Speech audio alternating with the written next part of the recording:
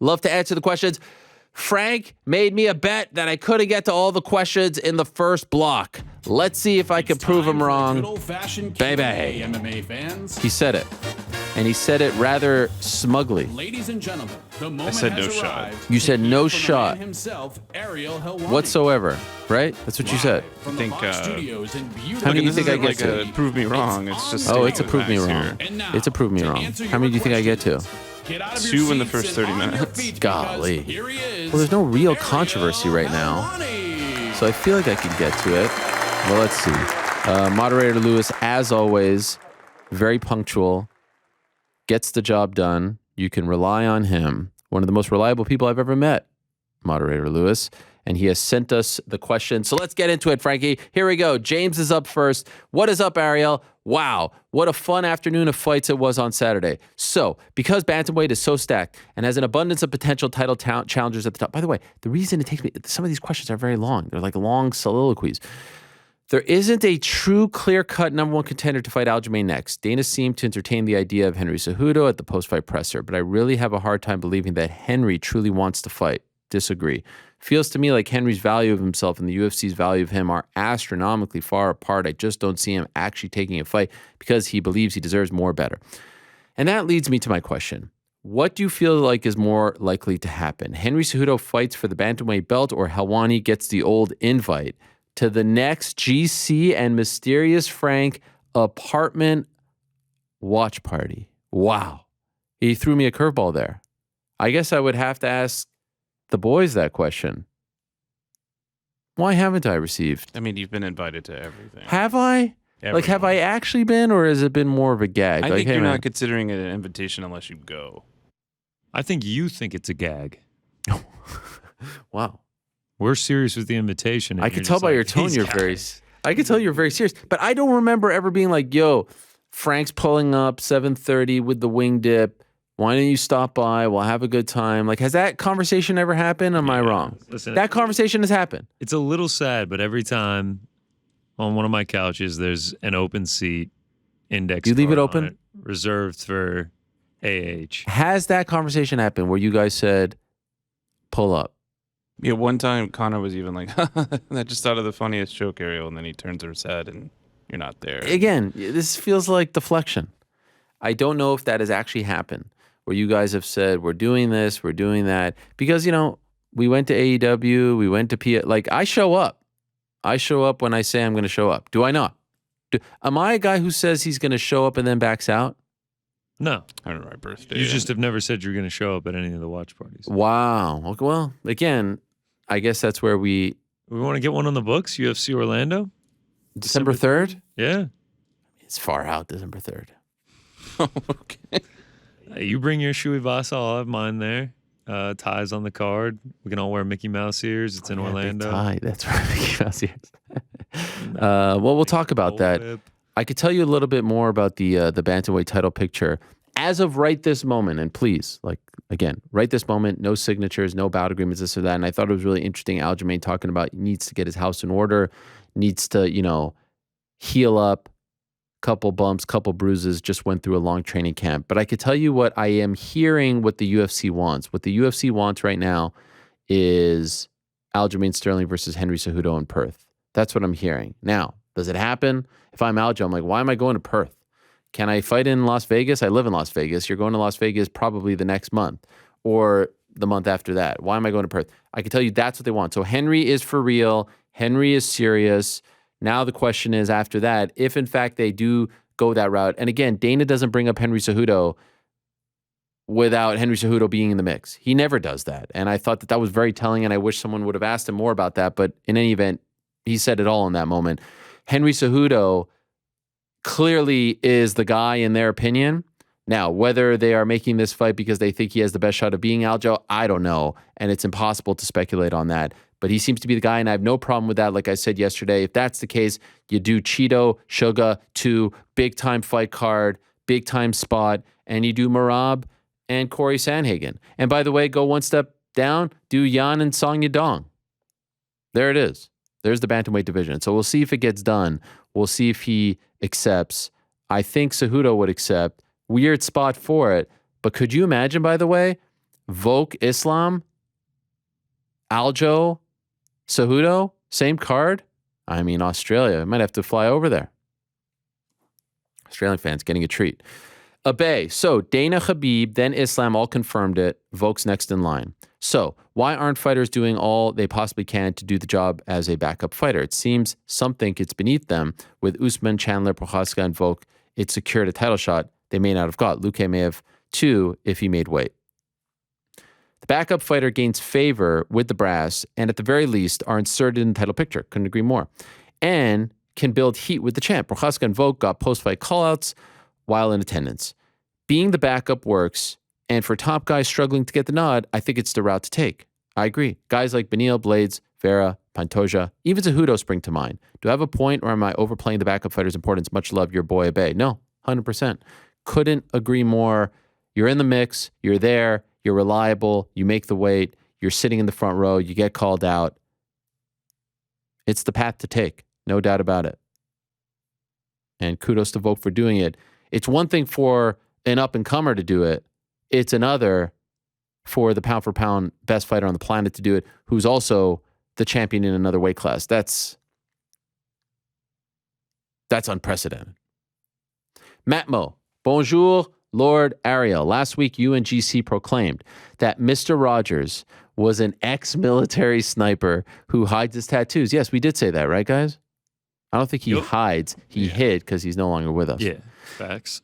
When I heard this, I thought it to be exceptionally odd. So after a quick 30-second Google search, I found this to be completely fake news and thoroughly debunked urban legend. What? Should we have looked before we went on the air with that? I saw this on a clip. I saw a very, very reputable source talk about this online, and I figured that that was all I needed. Anyway, he goes on to say Mr. Rogers was never in the military. What? No, he said he was a savage. Isn't that what he said? He was a badass. He was not a sniper. And no, he's not hiding any tats behind his cardigan. What? What's next? You're going to tell me he didn't drink on the show? He definitely drank on the show. He definitely drank on the show. This is crazy. I would like to see, can I get a footnote here? Can I get a link? Can I get a source? Who's your source? I have a source. I saw it online on YouTube. Actually, I saw it on Reddit first, but then it might have even been Boshini Tipo. Now that we've cleared that up, thank you, but I still don't agree. My question is, with Islam versus Volk as good as signed, we yet again have a situation where Beneil is put on the back burner after another impressive victory over someone in Mateusz Gamrot, who Khabib himself was touting as the number 2 guy behind Islam. Considering Beneil's 8-fight winning streak, he did say he'd fight 10 more. What do you think he should do next? Well, I said this on the show like 10 times yesterday. Were you not watching, Matt Mo? I mean, what's going on? Sit and wait for the winner of Islam Volk? No. Or does he fight Oliveira? Yes. In Rio? Yes. Thanks for being the number 1 show in the game. And happy Diwali. Yes, happy Diwali to all our friends out there. Hope it was a great festival of lights. You got to do Oliveira versus Beneil in Rio. Make it happen. That's the fight. Gabe Paz. Shalom, Ariel. Do you think the UFC's matchmaking is based more on merit or entertainment? As a more hardcore fan, I'm frustrated that Benny Dariush is on an 8-fight winning streak, yet isn't even being considered for a title shot now that Volk wants one. I understand that he isn't the biggest draw. He said 10 more fights, guys. He said he wasn't going to beg. But I'm overall very concerned that the UFC leans more towards matchmaking for the laymen of the sport instead, while further sacrificing the meritocracy aspect of MMA. I mean, where have you been? Thanks, a fellow large-nosed comrade Gabe. I mean, can I introduce you to Leon Edwards? Can I introduce you to Tony Ferguson? Can I introduce you to George Soteropoulos back in the day? Can I introduce you to so many guys who went on long winning streaks and didn't get a title shot? This is what happens. Sometimes it's bad luck. Eventually you get it done. Sometimes you got to bang the drum for a very long time. I mean, we just saw this in the Leon Edwards situation. He had to bang the drum, and eventually, you know, things work out, breaks happen, and he gets the nod. But yeah, this is what happens. I don't think Beneil. I mean, the Volk situation, them going to Perth, Volk being there, he had no shot. He had no shot in any of this. Even if he would have knocked out Mateusz Gamrot in 10 seconds, he had no shot. What I wish he would have done was get on the microphone and say, essentially what you're saying. This is ridiculous. I've won this. I've won that. Blah, blah, blah, blah, blah. He said he doesn't care if he has to fight 10 more times. Now, I know obviously he would take the title shot, but I don't think he put any sort of pressure on them. And I think that's unfortunate. You beat Charles Oliveira in Rio. Impossible to deny him. Finn. Interestingly enough, Finn addressed his question to Lewis, but then Lewis crossed out his name and put my name. Let's see what he says. After Jan versus Sterling 2, the narrative around him taking a fight against TJ was so he'd have a guaranteed villain to be the hero against, and he'd get some more fans on his side. Now that the fight is over, do you think this was the case? I don't know. I think they had a former champion. Again, he was there. He was at the last fight. I don't know if they really looked at it like that, to be honest. And if like me, you don't, what can Aljo do to become a bigger draw? I think, anyway, let me keep reading. I think he has really cool offensive grappling and wrestling. He's got a pretty good lineup of potential interesting defenses.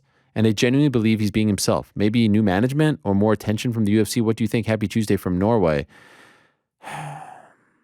Lewis adds, if Finn really wants my answer, I think Helwani feeding Aljo some material would do wonders. I mean, one thing that I wish he would do is stop feeding the trolls, the comments, all that, but that is who he is. Look, it's very reminiscent. The last champion who I felt had this kind of relationship with the fans was Tyron Woodley, where they felt he was trying too hard. They didn't respect him for some reason. It's unfortunate. Some people connect and some people don't. Obviously, the more he wins, the more fans he'll get. If he can get one, look, he's had some bad luck too. He had the first Jan fight, didn't help him. The second Jan fight, some people thought was close. I didn't. That necessarily isn't the best thing in the world. You want a clear-cut victory. And now this fight, TJ was injured. People don't remember all those great fights that we talked about yesterday that he had to, win post Marlon Moraes knockout in order to get to this spot. So for whatever reason, he doesn't connect with the audience. Why that is, I don't know. Is it because they think that he's, too busy arguing with them? Well, they're the ones on his page. I don't know what it is. It's just some people connect and some people don't. I think when Aljo came into the UFC, he was very popular. He was a fresh face coming from the Sarah Longo team. He had the cool hair, the cool look, the cool dancing, the cool chain. And I think he just needs to be himself. And winning is the perfect medicine to all of this. Just keep winning. Just keep doing your job. And as long as he keeps winning and, he's pumping out good content, my only advice to him would be just pay attention to social, put out the content. Just don't engage as much because nothing good comes from that. But otherwise, just keep doing you, man. He's beating tough guys and the fans will come. And sometimes it's like one of those things where they appreciate you when you drop the belt more so than when you were champion. I don't know. But it's hard for me to... You see a guy like Cheeto's sitting there and he's just being himself, and I think fans appreciate that because they feel like he's not trying hard to sway them in one way or the other.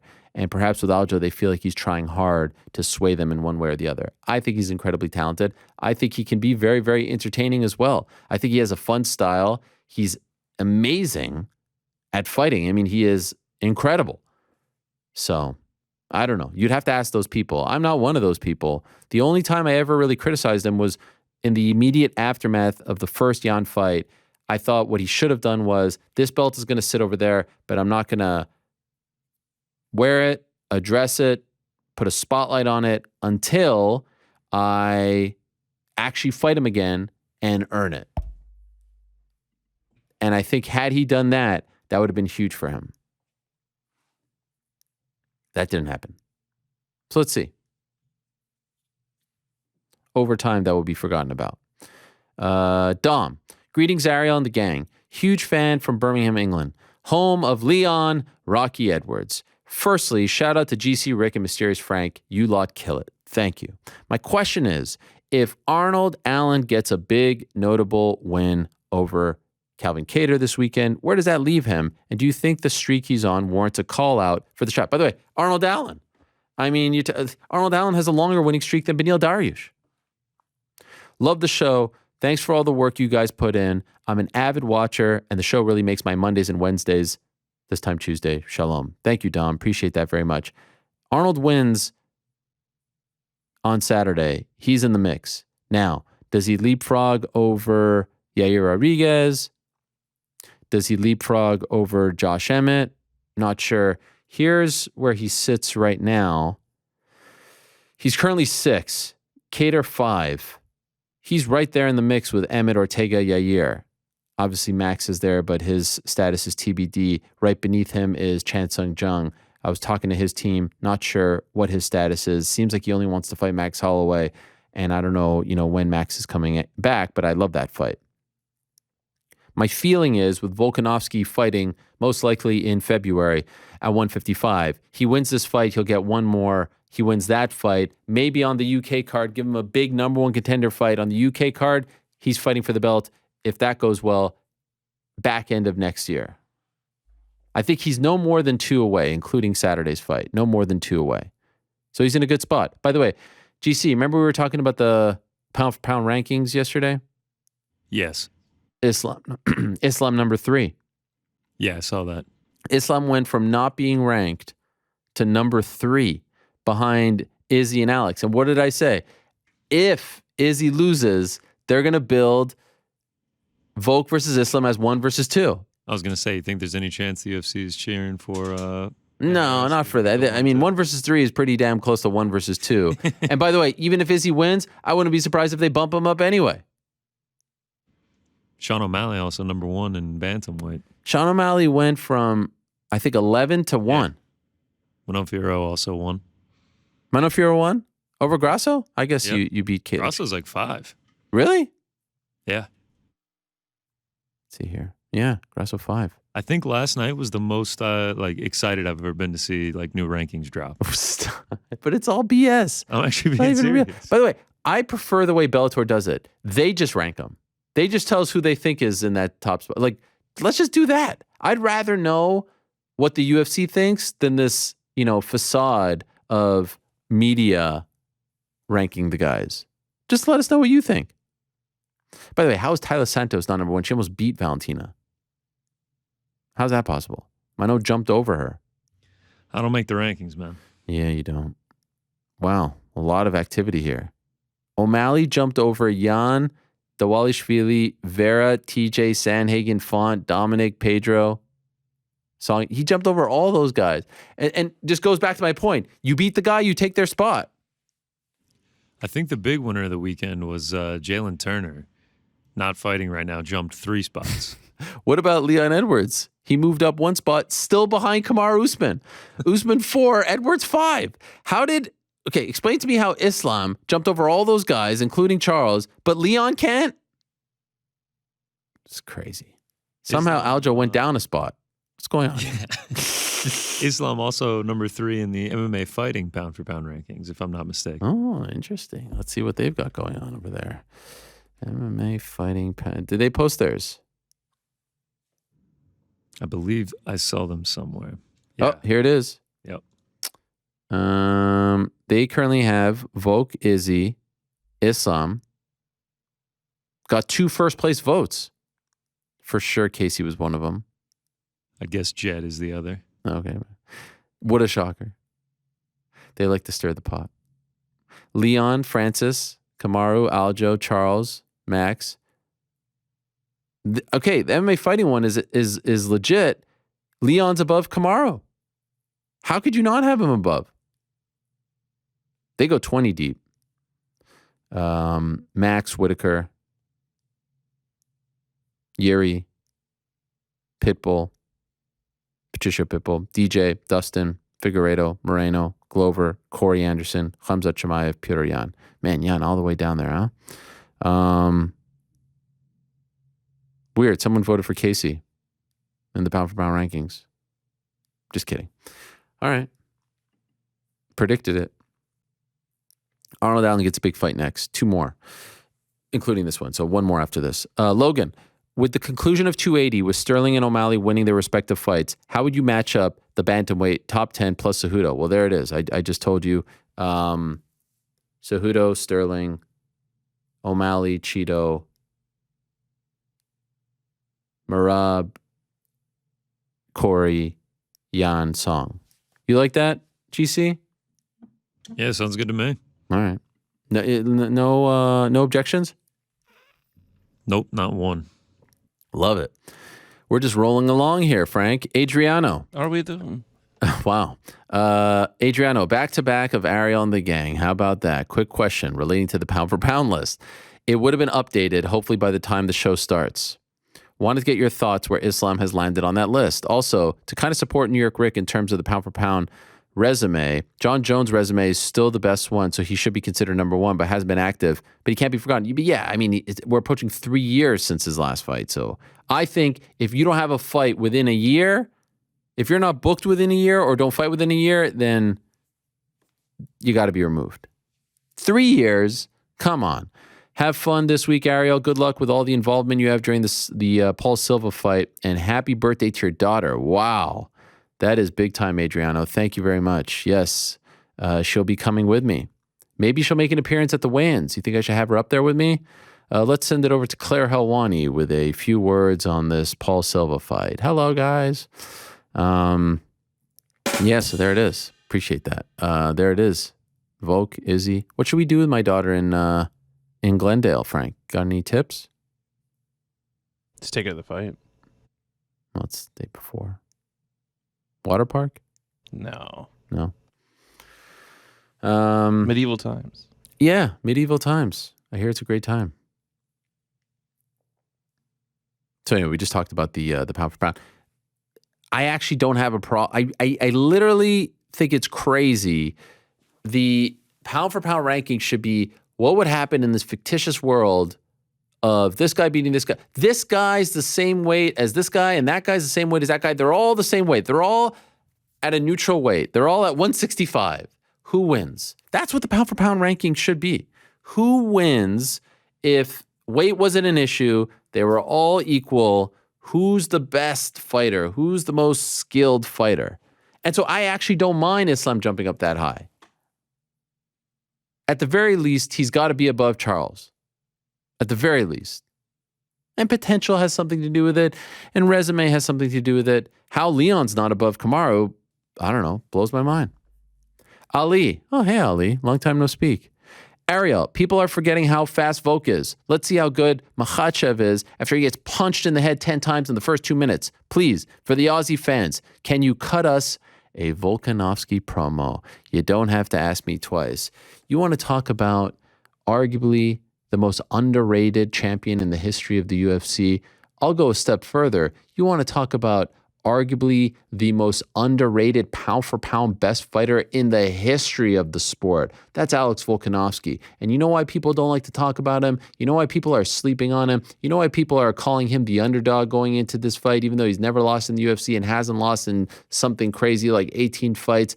Because he doesn't walk around with the bling, cutting promos, with the fancy clothes and the shades. No, he's in his backyard making wings out of techies, all right? Those are Takis. Takis, techies, tomato. The point is, this guy is as down-to-earth, as humble as it gets. But make no mistake about it, he's one of the best fighters to ever compete in the UFC, to ever lace up those gloves. And yes, I know they don't lace them up, they Velcro them up, but that, that's semantics. He's incredible. And he once competed as a rugby player weighing 211 pounds. You think a 10-pound difference is going to be a problem for Alexander the Great? Have you not been paying attention to Chael Sonnen videos over the last 3-4 years? 211 pounds. This guy knows a thing or two about putting on size, mass, muscle. He looked great on the scale on Friday in Abu Dhabi. You think that Alex Volkanovski is going to be a cakewalk in his home country against the 55 champ in his first title defense? You got another thing coming. Now, is Islam incredible? Yes. I think Islam is one of the best fighters in the world. I have no problem with him being in the top 3, top 5 pound for pound.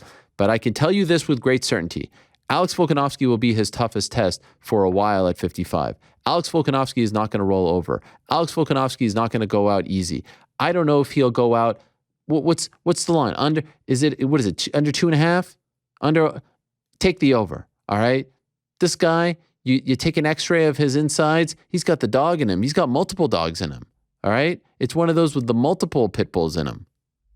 So people are just getting, a little bit crazy, a little bit high. This is Alex, the great Volkanovski. Never been roughed up, never been outclassed, and is only getting better with age. Fight IQ off the charts, fast as a whip, great kicks, great punches, short, strong, stocky, built like a freaking tank, built like a fire hydrant. I'm sure Islam isn't looking past them. I suggest you don't as well. Taco enthusiast. Hi, Ariel. I still can't wrap my mind around the seriousness of MMA's intersection with geopolitics. Oh boy. For Khamzat to appear at UFC 280 with Ramzan Kadyrov's son, especially after the horrifying video that came out earlier this week. I know Dana White likes to talk about how anybody can say anything they want at the UFC, but there has to be a limit, right? The UFC roster has fighters with diverse sexual orientations, some of whom would be executed by Kadyrov's regime simply for being. I'm bothered that other UFC fighters from different countries have looked the other way and simply gone and propped up this warlord's sports propaganda by visiting his gym, taking photo ops, and making him look like somebody that hasn't violated hundreds of human rights. I know it's a sensitive issue, and I can't blame somebody for being from where they're from or having different views/opinions. But I'm really just concerned at the UFC's lack of sensitivity on the subject and look the other way attitude. Thoughts? Well, Taco, and I'd love to get the thoughts of the other guys as well. This is a tough one. I understand where you are coming from. I think there is no denying that Ramzan Kadyrov is a very controversial figure in the world. Some might call him a dictator. As you said, his past, very checkered, very controversial, and I'm being very kind and choosing my words wisely. And then when you see some of the best fighters in the UFC, just sort of, hanging out, rubbing elbows with family members, Dana taking a picture with his son. I saw there was a picture of DC and his son, greeting. I asked DC, by the way, I hope I'm not oversharing. I said, did you know who that was? He said he had no idea. He was just introduced to him by Khamzat. He said, hello, picture was snapped. They posted, here's DC with this guy. I believe him. How's DC going to know that? I wouldn't know that unless, someone told me. Who knows what his son looks like unless you're like really entrenched in this world. But guys, and I don't know how much you pay attention to this stuff, but Ramzan Kadyrov is I don't know what his exact title is, but he's like the head of Chechnya, right? Let me just get this right. I don't know what they exactly call him, if it's president, if it's the head of the Chechen Republic. So I was right. You see these pictures, you see these FaceTime things, and you're like, how am I supposed to feel about this? And I don't know if other top athletes in the major sports here in North America I don't know if fans of these sports, fans of these athletes are faced with this dilemma. Now, there was the Daniel Kinahan situation in Ireland, but also he had the ties to the Fury family. He's kind of been, at this point, everyone's tried to separate themselves from him because of the announcement from the Department of Homeland Security over the summer. And obviously that has affected the Fury family and other fighters as well. But I will admit, I see, and I don't know how to feel. I don't know, are we supposed to just separate those feelings, separate that, and just appreciate these fighters for who they are? It's sort of like what I said last week, to a degree, where, people want to be dismissed because of their politics or because of their viewpoints and this and that, but there has to be some line. I agree that there's a line. I just don't know in this regard what that line is. I really don't know. Do you know what I'm saying? It's a weird thing. They're taking pictures with someone who isn't exactly a friend to the United States and isn't viewed by many as a good guy. Let's just put it like that. What are you supposed to do then? Frank, you got thoughts on this? GC? Anyone? I don't know. I think no one wants to touch it. Yeah, Frank is shoveling his hand toward me. I don't know what to do. It's a tough subject to talk about.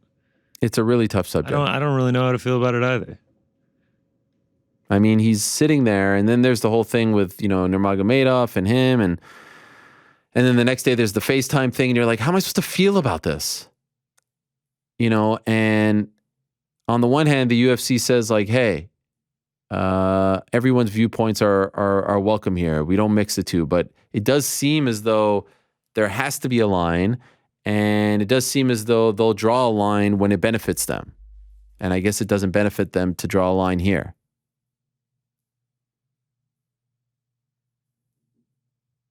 And especially with what's going on here. Like you type in Ramzan Kadyrov's name in Google right now. And there's an article here from Yahoo that was posted today. Alexei Danilov, Secretary of the National Security and Defense Council of Ukraine, has advised Ramzan Kadyrov, the Kremlin-controlled head of Chechnya, to get out of Ukraine and stand up for the independence of his homeland before the aggressor becomes interested in destroying it as well. Leave Ukraine and fight for the independence of Ichkeria before it's too late. Kadyrov had accused the armed forces of Ukraine of attacking Russian regions and expressed his dissatisfaction with Russia's weak responses. He called for Ukrainian cities to be wiped off the face of the earth. I don't know. I honestly, I wish people would, and there's that story from a few years ago with Frank Mir and Chris Weidman. They all visited Chechnya and they took pictures. Fabricio Verdum. It's uncomfortable, man. It's uncomfortable. And it feels like it's becoming more and more prevalent in this sport. Real Sports did a great story on his influence on MMA and everything that's going on over there. They went to Chechnya and they interviewed him. It was fantastic journalism. I'm not just saying that because I do work with them as well, but I highly, highly suggest you check that out. I don't know. I'm not a fan of these guys. I don't root for these guys. I don't support them, but I could understand why someone would see that and be like, I don't want to root for this guy anymore. Or someone will see that and say, I want to root for this guy. I'm sure there are plenty of people. I'm sure there are people writing me right now. How dare you? I mean, like, the facts are the facts. You see what you see. You read what you read. It's uncomfortable. And you wish that it wasn't so prevalent in the sport, but that's just the world that we live in. There are people that are going to come from certain parts of the world that aren't going to mesh with how we feel. The beauty of it is you can pick and choose who you want to support. You can pick and choose who you want to root for. You can pick and choose who you want to, pay money to watch. And that's the best that you can do. That's really it. Like, if you don't want to buy a Khamzat fight, don't buy it. That's really the only thing that you can do. He's not going to stop being friends with this guy or his family because of you or I or anyone else. Only thing you can do is just not watch. But it's tough. It's uncomfortable. You wish that these two things, you wish that sport was pure. You wish that it was politics free. And even calling it politics is oversimplifying it. But you wish none of this came into play. But unfortunately, it all does. It's impossible to ignore. I don't know if that was a great answer, but it's a really, really tricky question. I think it was a good answer. Thank you. And it's uncomfortable. It really is. Igor the Terrible. Hello, Monsieur Nez.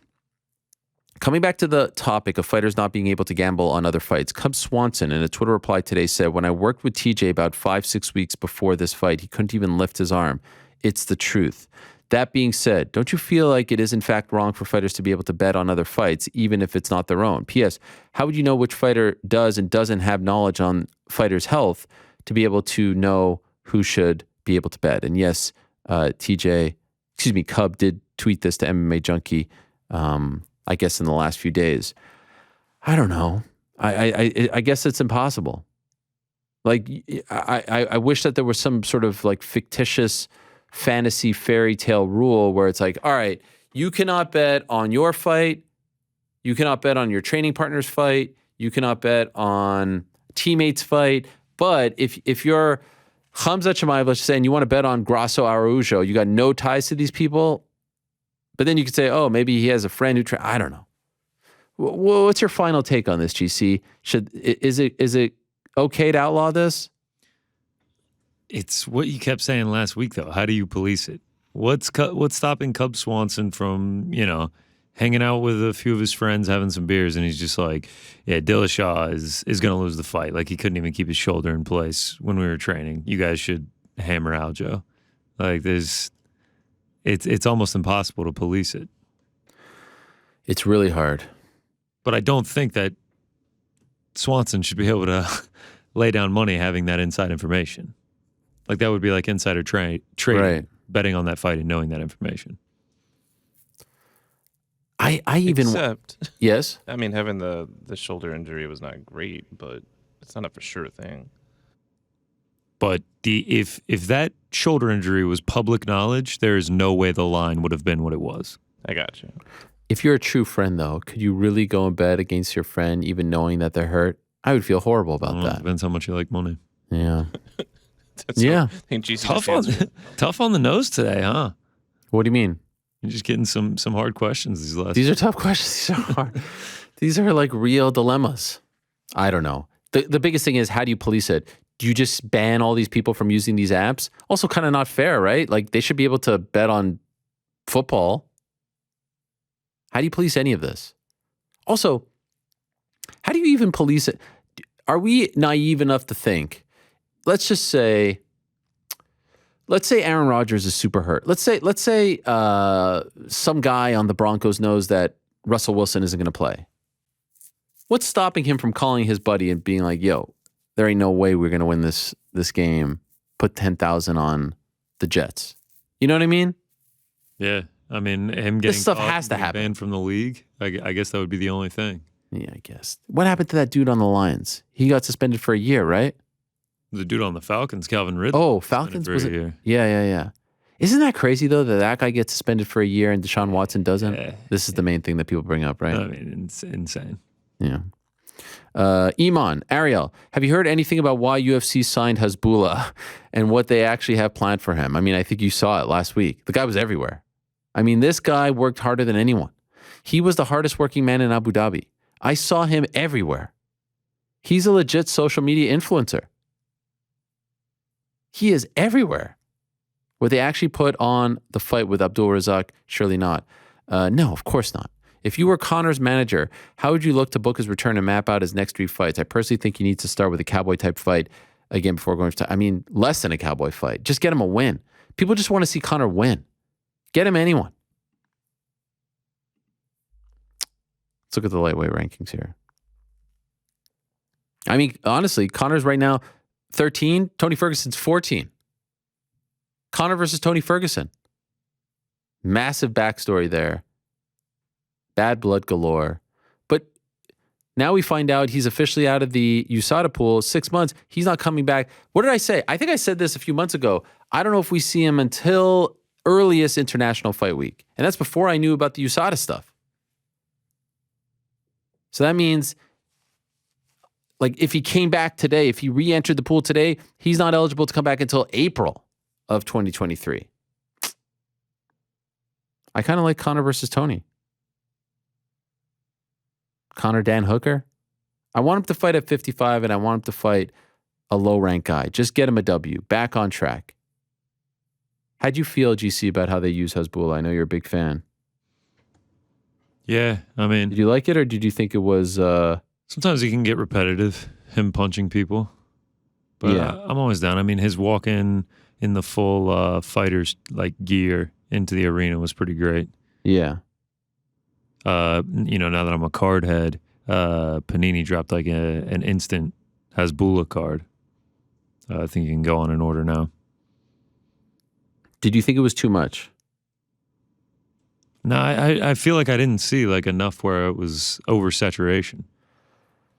I think I saw. By the end, I think Chuck Mindenhall wrote it. He said, "I'm Hasbulla'd out." The whole crew over there says bullet out, it seems. What do you mean? That's how you felt going into the week. Yeah, I I think did. if you entered the week has bullet out, and there's no question you're going to be has bullet out. You enjoy him though. Did you buy the merch? No, not yet. A little pricey. I was thinking about getting the the classic UFC pillow, the fighter pillow. Yeah. Yeah, $60 is a little expensive. Maybe they'll have a Christmas sale. I can get one for my my nephew. I will say that he's a lovable guy. I mean, again, I don't know what his politics are, but it's nice to have him around. It seems like Khabib and the guys really enjoy his presence. They seem to be cool with him, man. Big cat guy. I don't know. We differentiate there. I'm a big. I would love to know how much they pay for all of that, just to have him around. UFC is 100% paying for him to be there. No doubt. No doubt. I want to know what the price tag. I wonder what the contract was for this merchandising deal Yeah. and everything too. You know, he would kill it on cameo, right? Oh yeah, yeah. A Hasbulla cameo? I love a Hasbulla cameo. I don't even think he understands English. We could get him to speak a little bit. Hello. Happy birthday. Yeah, I don't know. We'll keep the Hasbulla imitations on hold for now. You know, Yeah. impressions. Why? Uh, You didn't like that? wasn't the best. Okay, sorry. Max83, hello, Ariel. I know you have a pretty good relationship with DC, but I was curious about your opinion on him doing the commentary on cards where training partners / friends of him are fighting. This is a crazy thing that I see pop up. He's fine. Chill out. Paul Felder was calling the Brady-Bilal fight. Did you want him to just stay quiet? I mean, it's going to happen. And over time, it's going to happen less and less because less of those guys, I mean, there's really just those guys left from his fighting days, his training days. It always feels like he's biased, understandably so, but it seems unfair to their opponents, Charles, this weekend. What's your opinion on that? Greetings from Germany. Lewis adds that he thinks that Max is in the minority here. DC had a fantastic night. I could not agree more with Lewis. The DC hate, and it's a vocal minority, and it's like there was a fight. Which one was it? I think it was the O'Malley-Yan fight. DC was fantastic in that fight. He's one of the greatest fighters of all time. He's one of the greatest minds in the history of fighting. He's one of the greatest broadcasters in the history of fighting. If you don't appreciate that guy, I don't know what to tell you. What do you want? He's entertaining. He's fun. Obviously, you know, he's my friend, but like the guy is objectively great at his job. Yeah, does he go on tangents here? Does he laugh there? Does he do this? By the way, he's gotten better. He's understood the scoring better. He's taken an interest in. He's tried. He's listened to the criticism. I know he's in contact. Like, what more do you want? Come on, we've had way worse, and I don't need to name names. And there are way worse, and I don't need to name names. And there are way worse in other sports. Did you feel? I know you guys were locked in, but maybe you have an answer. Like when he was calling that main event, did you feel like he was biased? I didn't feel like he was biased at all. I didn't hear any. No. Relax. Boris, hi Ariel. I saw that you and the crew are looking forward to the World Cup, and you should because the World Cup is a special occasion. Wow, thanks. I've actually been to a World Cup match. Thanks, Boris. 1994, look it up. Argentina, Nigeria, Foxborough. However, here in the Netherlands, you can't have a conversation about the World Cup without also talking about Qatar and how it is a disgrace that is being held here. I mean, golly, geez, Louise, the tough questions. Oh my gosh. What is that like in North America? Golly. Has the UFC been properly criticized in the past for partaking in sports washing? And would you consider their current event sports washing since they do have fighters on the card that are popular in that region? Lewis says he trimmed this for time. Thanks. No, I will say this. I feel I am so excited for this World Cup tournament. I am counting down the days. I'm trying to rearrange my life so that I can watch the Canada games with my kids. I mean, I've never seen Canada play in the World Cup. They've only played once, 1986. I was 4 years old. I have no memory. I've always loved the World Cup. And I've adopted England as my team because, you know, in the 90s, there was Beckham and there was Owen and these guys, and I liked them and they were cool and that was fun, but that wasn't Canada. Now, this is amazing. I'm as patriotic as anyone out there. I love Canada in all sports, and I couldn't be more excited. And there's a bunch of times where I'm like, why does it have to be this one? Now, I love the fact that it's not the next one, only because the next one they're in automatically because they're one of the three hosts. So I love the fact that they made it the legit way, right? But yes, this has been a story that's been talked about for how long? 8 years since they got it? More than that? It's kind of like the Kadyrov situation in that it's incredibly uncomfortable, and you have to decide whether or not you are just going to like put blinders on and enjoy the sport, or you're going to let this affect you and say, I don't want to watch it. And by the way, I don't blame you if you say you don't want to watch it. There's a lot of great work that has been done in the build-up to this World Cup about how controversial, how upsetting, how deadly, how criminal, to all these things, how bad, how tainted this World Cup is. There's tons of content. My favorite soccer podcast is Men in Blazers. I love Raj. I love Michael. I look forward every time a new pod. You know, everyone has those, and I hope that the MMA Hour is that podcast for all of you as well. And they've been doing a great series as of late on this World Cup. Let me tell you what it's called, actually. Because they've been doing a series specifically on this. It is called, if you go to the feed, you'll see it, World Corrupt. They've done 3 episodes already. I mean, isn't that all you need to, I mean, it's a 6-part series. World Corrupt is what it's called. It's great journalism. And I mean, there's no bigger soccer fans than the Men in Blazers guys, and even they feel a certain way about it. Come November 20th or whatever it is, I think people are just going to have to put it aside. But the ramifications and the impact of this on that region and the lives that this has impacted is going to be felt for decades. And that sucks. And that's one thing that I hate about the World Cup and the Olympics. You know, when they go to these regions and they build all these stadiums, and then, you know, it's great for 2 weeks. The world is talking about them, but then what happens afterwards? And it becomes a complete disaster for the economy there, for the citizens there, for the taxpayers. What I like about the one coming up in 2026 is I believe that no stadiums are being built. It's all, you know, it's SoFi, it's MetLife, it's, you know, BC Place, I think, Toronto, you know, like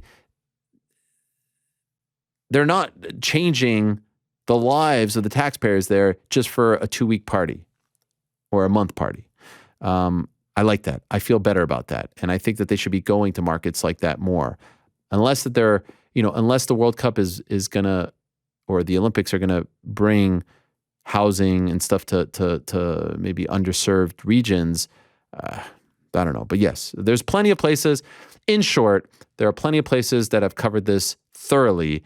And if you listen to them or read them, you will feel very uncomfortable about it all.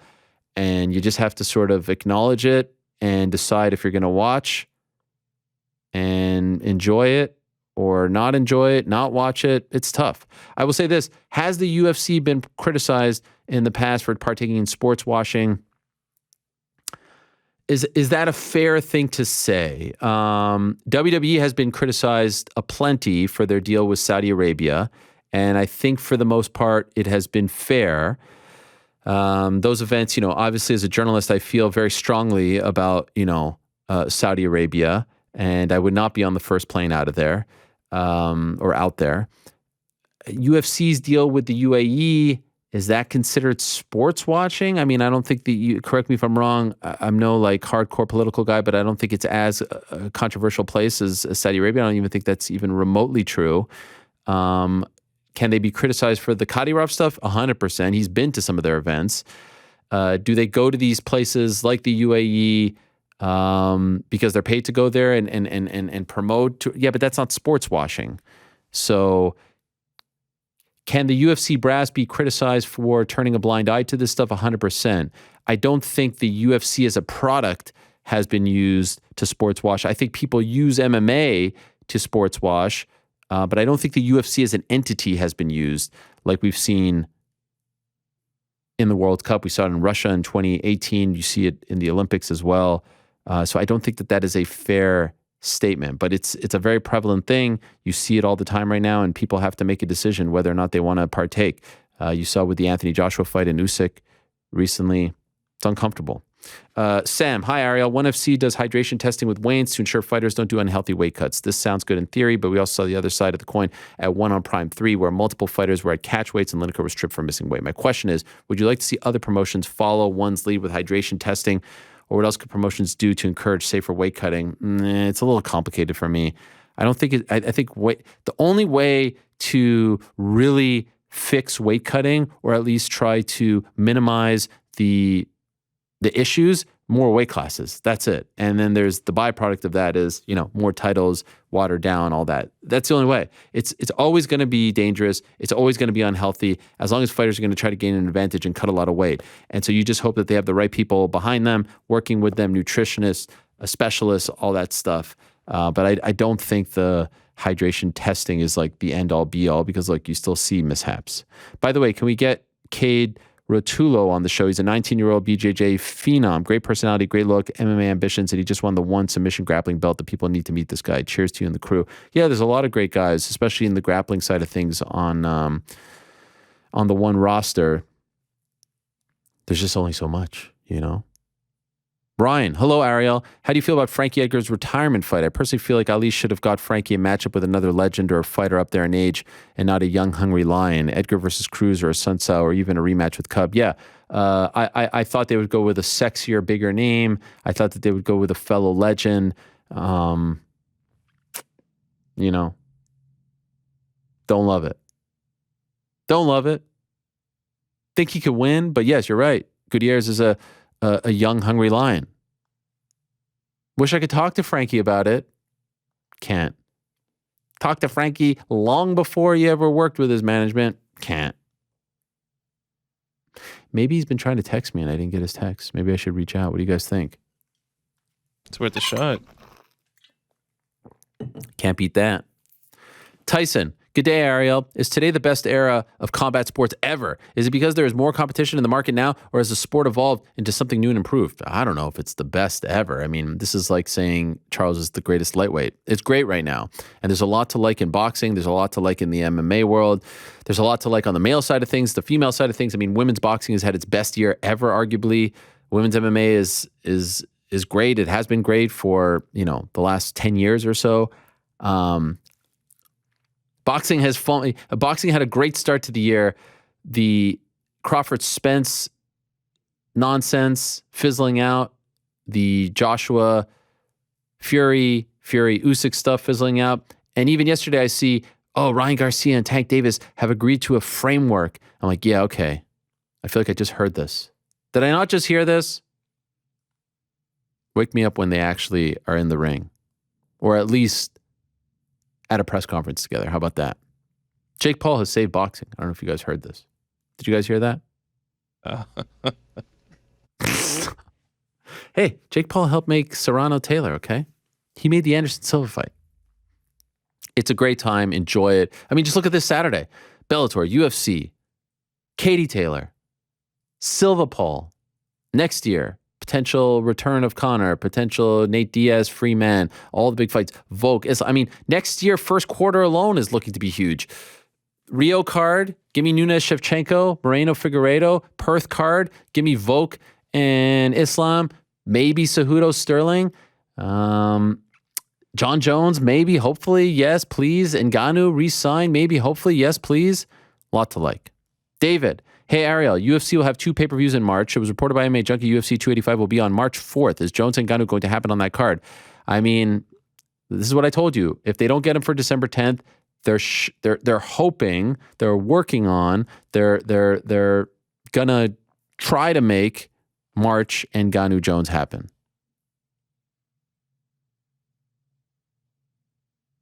I don't know. I mean, by then it will be over 3 years since his last fight. February of 2020 was his last fight, John Jones. But yes. And I don't know if that March 18th date that Makhachev said yesterday is legit, but clearly they're going to go to the UK March or April. And they've done 2 March pay-per-views in the past. Remember a couple of years ago they did the Izzy Jan fight, and then they also did Ngannou Miocic. So not the craziest thing.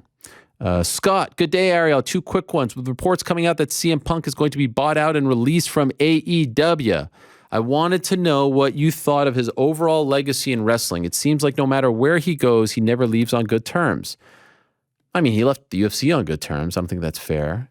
And obviously the WWE, it's just WWE. He left Ring of Honor on good terms. So I don't think that's fair either. But yes, this will obviously hurt his legacy a little bit. I think over time, if this is in fact the end, I think over time people will recognize him as, a trailblazer, one of the big draws in the history of the business. And yeah, there were ups and downs, but there's no deny. This shouldn't erase everything that he did. This shouldn't taint everything that he did. It was just a potential unfortunate ending. And, it's that ending with WWE and then the podcast and the lawsuit, it continued to affect him and to loom large in his life. And I can understand it was a very personal thing. I believe he was subpoenaed on his wedding day. And I think everyone wishes it didn't go down that way. But I don't think this should take away from his legacy or take away from what he's built and what he's done and what he's overcome. This has been a 20-year run. Obviously, there was a large gap there, but Unfortunate, because he had a great, I mean, the debut in AEW was fantastic. It was one of the greatest moments in their history, one of the best moments of last year. It was a beautiful thing to see him happy again, to see him back in the mix, putting together great matches. The feud with MJF was fantastic. So it's a bummer. Second, although I agree with some of your more critical opinions of AEW recently, I would like to hear what GM Helwani would do different to get the train back on tracks. Putting MJF in the title picture is a step in the right direction, but they seem to stumble when pushing other young stars. MJF needs to win the belt ASAP, probably November 19th in Newark. We going, guys? Newark? Yeah, I'm down. Pay-per-view? Why not? At the Rock? Coronation? At the Rock? I don't know. Do you think I'll be invited back? No. I was listening to a podcast, GC's guy, big fan of his, Tony Schiavone. And he was doing it with Conrad Thompson, who I think is fantastic. And I'm not sure if he likes me or not, but that's okay. And they were doing their podcast, and my little Tony Khan thing got brought up. Which again, like, I have no personal beef with Tony, but this whole thing has been a little bit crazy. Anyway, did you guys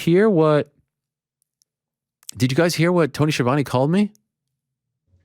I did. He called me a dickhead, then he called me a dick licker, or it might have been dick licker first and then dickhead. I was like, wow, Tony Schiavone, WCW legend, one of the great play-by-play men of all time, Atlanta sports legend. I was honored that he knew who I was, but then I was kind of hurt by the insults. I was like, golly, Tony, what did I ever do to you? Now, Tony did the gimmick where he pretended like he didn't know who I was. Right. I don't believe that. I don't believe that one bit. And someone asked me if, I'd be interested in a match against him. And I said, that put butts in the seats.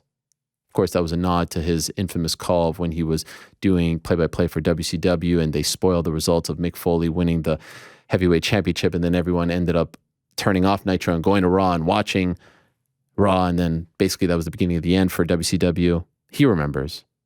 But I was hurt by that. I thought that was a little much. I mean, did we have to resort to those kinds of insults? Dare I say homophobic?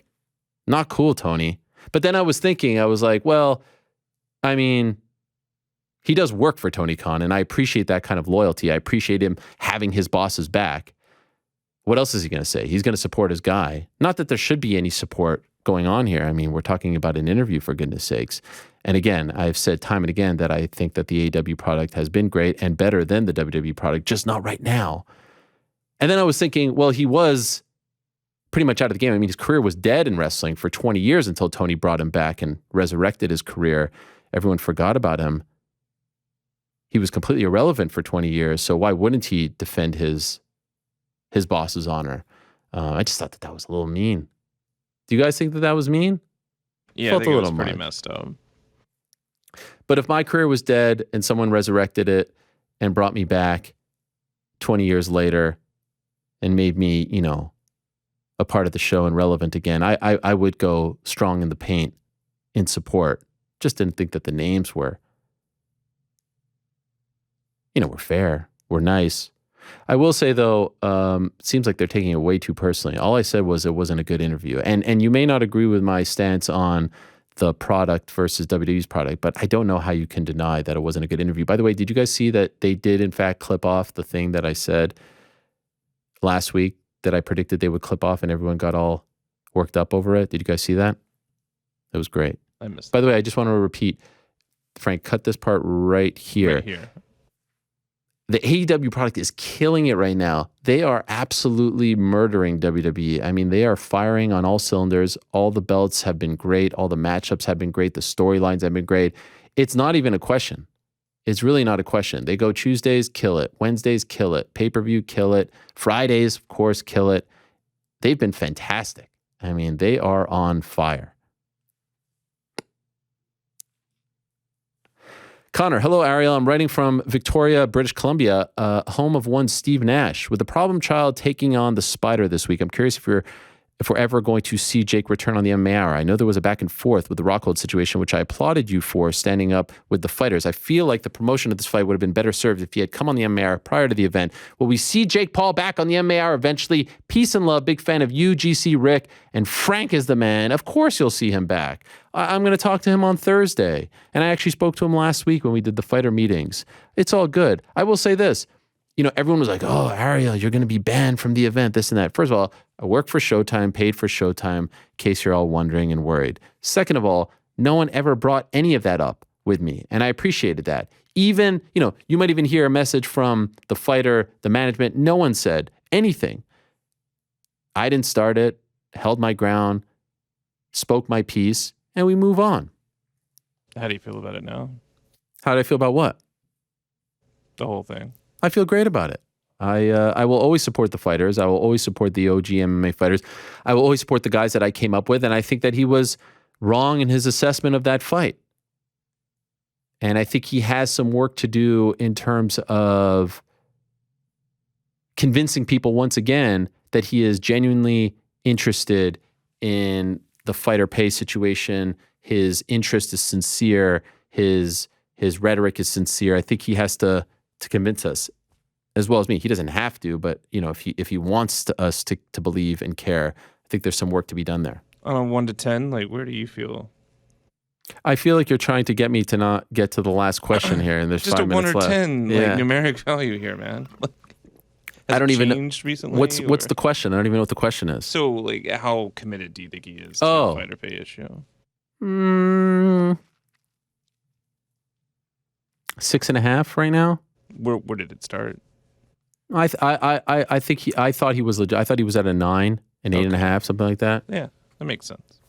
You'll never sing that, champions of Europe. You'll never sing that. I'm very excited about it. We've got the face-to-face tapings on Thursday, hosting the press conference on Thursday afternoon, doing the weigh-ins with the legendary Jimmy Lennon Jr. on Friday at the newly renamed Desert Diamond Casino Arena.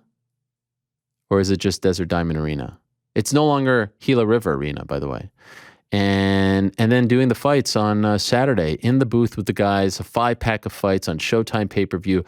Antonio Nieves going up against Alessandro Santiago. Of course, we all remember their great fight on Showbox back in 2016. 118-pounders fought to a majority draw.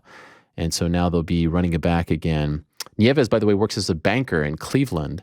And then, of course, Uriah Hall going up against Le'Veon Bell. Ashton Silva against Braulio Rodriguez. Dr. Mike against Chris Avila. Jake Paul versus Silva. I mean, are you going to watch it, Frank? Yeah, I am actually. Lovely. McKinney is number 21. Ariel, my man, I come with you today with a duo of questions pertaining to the holidays. Firstly, is it a coincidence that a fighter with the nickname The Spider loves fighting around Halloween? Wow. For instance, Rich Franklin, October 20th, 2007. Patrick Cote, October 25th, 2008. Uriah Hall, October 31st. Only Halloween card in UFC history, by the way. And now Jake Paul on October 29th. That's actually crazy. Never really put 2 and 2 together. I'm going to ask him that this week. Secondly, I want to ask you and the whole team about what their favorite scary movie is. All the best and enjoy the holidays from Derry, Ireland. Frank, favorite scary movie? I feel like you're a big scary movie guy. Titanic. Stop it. What are you talking about? Is that really... It's pretty scary. Legit? No. Oh, okay. I need a second to think about it. Go to GC. GC? Not a huge scary movie guy. Wow, I'm surprised. You think so? Well, you're I feel like you're a very, holiday guy, in the spirit guy. Yeah, like I'll watch Halloween. I've watched the newest Halloweens. They're terrible. Okay. They're like, I hate watch them at this point. They're so bad. I mean, I don't know how Michael Myers isn't dead. I mean, in the last movie, they were just beating him over the head with bats and they were shooting him and somehow he still lived. But moving on from that, Final Destination, OG, pretty good. I think that's Rick's favorite movie. It's a good one. It definitely is enticing as you watch it. It's pretty good. The Saws are a lot, but they're all right. Mm-hmm. OG Halloween is pretty good. I'm a pretty big fan of that. The new It's were all right. How many do you have, man? I don't know. There's pretty much all the scary movies I've seen. I'm not a giant scary movie guy. I think Come and See is probably my favorite scary movie. New York Rick says he's a huge horror fan, so My Bloody Valentine. instead of favorite, which there's many, I recommend The Descent. Oh God. and Final Destination. Yeah, Devon Sawa. I'm going to go with I Know What You Did Last Summer. That was my favorite. Well, that's not a joke. I love that movie. Is that Scream? What's scary? No, about it? it's legit called I Know What You Did Last Summer. Yeah, I read the book. No, that's a legit horror movie. What are you talking about? Yeah, the one with the guy with the trench coat. Jennifer Love Hewitt in the 90s? Not a good movie. What? And then there was I Still Know What You Did Last Summer. And then there's Urban Legends and the sequel was great. Scream was great. Guys, Shining. I just want to let you know I got to all the questions in an hour and 14 minutes. So Frank, I accept your apology. I'll apologize later. I accept your apology. I got to all of them for the first time.